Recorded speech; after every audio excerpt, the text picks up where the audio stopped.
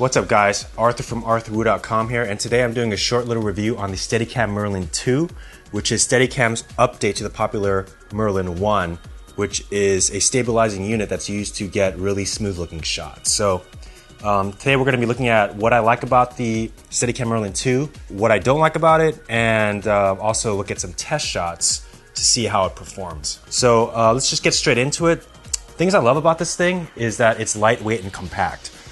It weighs virtually nothing. I mean, it has a couple of weights on here on the bottom and the front here, but other than that, when you're carrying this thing around as well as following people around with it, the footprint of it is really small, so you're able to get into nice and small spaces if you need to, and it's also lighter than some of the Flycam and GlideCam units, which means that you can use it for a little bit longer than you would the other units because the muscles in your arm aren't going to get so fatigued. Using the Flycam and GlideCam units, the weight, instead of it being in the middle, it's kind of off to the side, so that sometimes after maybe 4, 5, 6 minutes, your wrist is going to get kind of, there's going to be a lot of pressure put on that. So what's going to happen is you're going to fatigue easily and not be able to repeatedly get consistent shots. So with this, I find it great. It's more of a full arm support. So I'm using most of my arm to support it versus just one part of my arm. And I love that a lot because what that means is you can practice a lot with it and you can get better faster and you don't have to take as many breaks during shooting. So I love that about that. It saves a lot of time. So repeatable movements, lightweight, compact. It folds up in half as well, and you can put it in a bag or the little case that comes with it.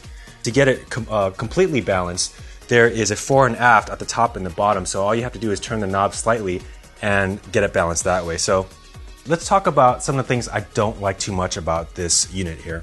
Probably the first thing that comes to everyone's mind when they first get into the world of stabilizers and all those things is the price. I mean, this thing's $800. That's like rent or food for the month, you know what I mean? So when you first see that, it can cost more than some camera bodies out there, like the T2i, T3i. Those bodies are basically cheaper than the actual unit itself, and so it might not make a lot of sense for people who are just first starting out. Maybe professionals who, if you're getting into video and you're starting to make some money off of it, and you want to just get more professional looking shots, I'd say it's a great tool.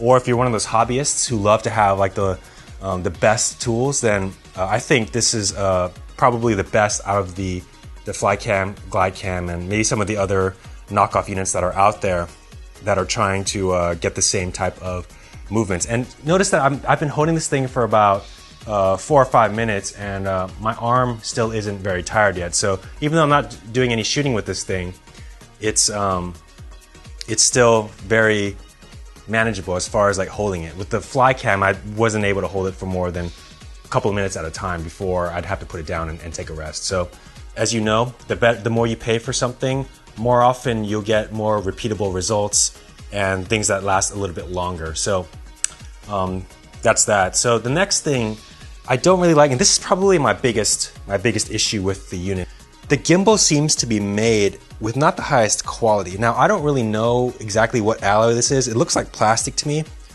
and so I just don't get the confidence that if I throw it in a bag, if I'm moving around quick for a shoot, that it'll sustain weight being put on it. Now, I'm not going to go out and abuse this thing, like go ahead and sit on it or throw it around and things like that, but I just want to know that when I buy something that's fairly expensive, that it's not going to break on me if something accidental should happen. So that's my only complaint really about the tool itself. Other than that, it's great, it's awesome. And probably the final thing that some of you who are considering buying this unit over some of the other units is that the setup time takes extremely long if you haven't set one of these up before. It was 1 to 2 hours a day for probably 2 to 3 weeks, just testing it, playing with it, trying to get it in balance. It's very different from the GlideCam and Flycam units. So, but once you get the hang of it, you can get some really smooth looking shots, as you saw in some of the test footage before. So that's the Steadicam Merlin 2. Not too much to complain about, other than maybe a little bit of worry about how the gimbal is going to hold up over, if something should accidentally happen to it. But time will tell on that, I guess. Other than that, I love this tool. It was well worth the money, I think, and gives great shots. So if you have any questions, post them below. I'll be happy to answer them for you.